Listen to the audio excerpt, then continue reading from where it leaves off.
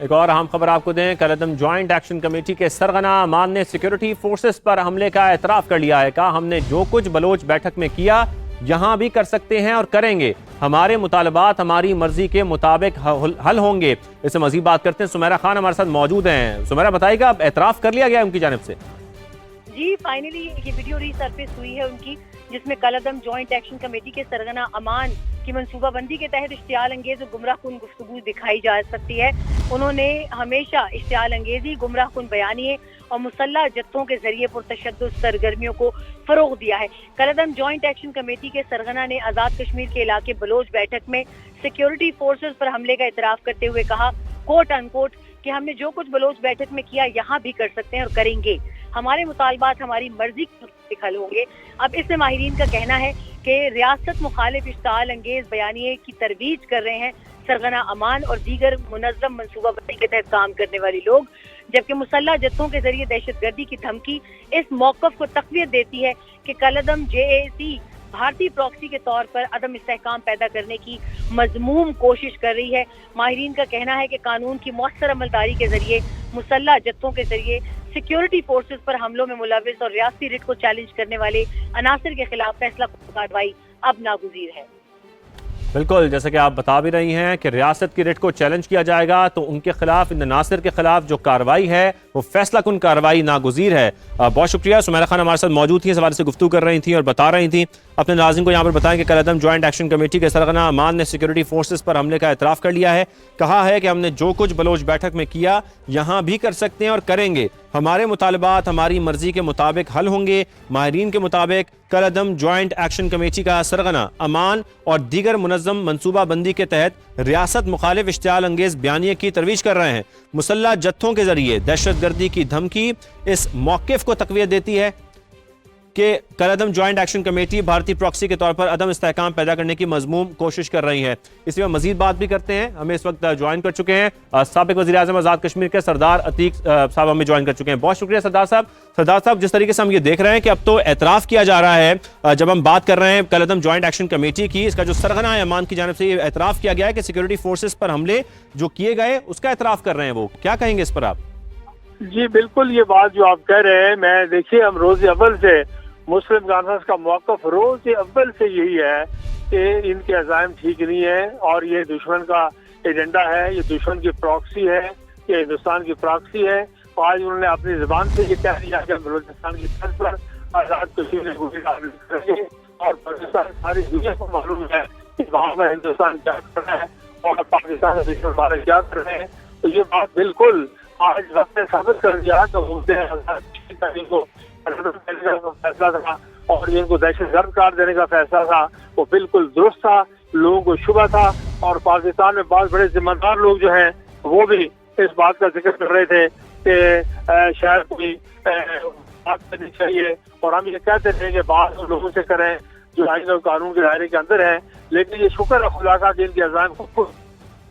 اور یہ کہنا کہ بالکل خالصتاً ہندوستانی ایجنڈا ہے پاکستان کو ڈیسٹیبلائز کرنے کی، آزاد کشمیر کو غیر جو مستحکم کرنے کی، اور خاص طور پر انتخابات کے موقع پر یہ بیان دینا کہ ہم سیکورٹی فورسز پر حملے کریں گے، بالکل جو ہے خالصاً ہندوستانی ایجنڈا ہے اور یہ ہندوستان کی پراکسیز کا کام ہے۔ اور اس پر اب اسٹیٹ کو، پہلے اسٹیٹ ماشاءاللہ ریاست بڑی مناسب طریقے سے ایکٹ کر رہی ہے، لیکن اب ریاست کے پاس خود جواز انہوں نے اس بات کا مہیا کر دیا ہے کہ ریاست آئین اور قانون کو بحال کرنے کے لیے، اپنی ریٹ کو بحال کرنے کے لیے کوئی بڑے سے بڑا اقدام کرے گی تو سب کے سامنے وہ جسٹیفائڈ ہے۔ تو یہ بالکل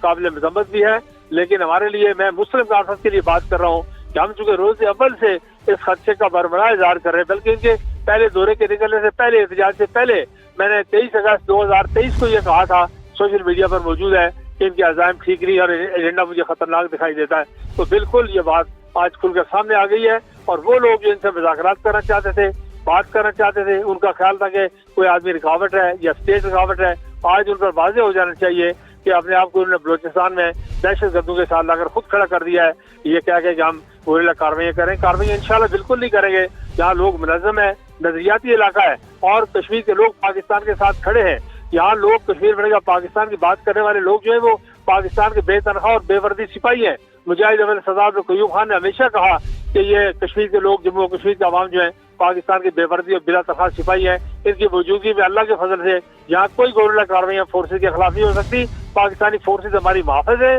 مسلح افواج پاکستان جو ہے وہ ہندوستان کے اگریشن کے مقابلے میں ہمارا دفاع کر رہی ہے اور ہم اپنے دفاع کرنے والوں کے ساتھ کھڑے ہیں.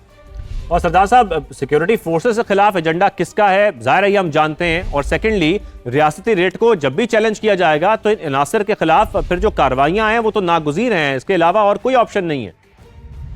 جی بالکل بالکل، یہ بات آپ نے درست کہی ہے کہ اب ریاست کو، چونکہ بہت لوگ اس ملک میں سادہ لوگ ہیں، معلومات نہیں ہے، کشمیریوں سے ہمدردی رکھتے ہیں، وہ سمجھتے ہیں کہ معصوم لوگ ہیں، مسئلے مسائل کی بات کرتے ہیں. تو آج انہوں نے اپنے آپ کو کھول دیا ہے یہ کہہ کے کہ ہم بلوچستان طرز کی کارروائیاں کریں گے اور سیکورٹی فورسز پر حملے کریں گے. ان حالات میں سمجھتا ہوں کہ اب فورسز کے پاس بالکل اس بات کا 100% جواز موجود ہے کہ وہ جتنے راستے انہوں نے بند کیے ہوئے ہیں وہ لا انفورسمنٹ ایجنسیز وہ راستے کھلوائیں اور ان کو اپنے کیفری کردار تک پہنچائیں. اور جو لوگ ان کے ساتھ سمپیتائز کر رہے ہیں وہ ملک کے اندر ہیں یا باہر ہیں، ان سب کے لیے ایک واضح پیغام ہے کہ یہ آج پاکستان کے خلاف کارروائیوں کو، دیکھیے آزاد کشمیر کی سرزمین کو ہماری زندگی میں کبھی بھی پاکستان کے خلاف مورچہ نہیں بننے دیا جائے گا. کشمیریوں نے 6 لاکھ جانے دیے ہیں پاکستان کے لیے، لاشیں تیرتی ہوئی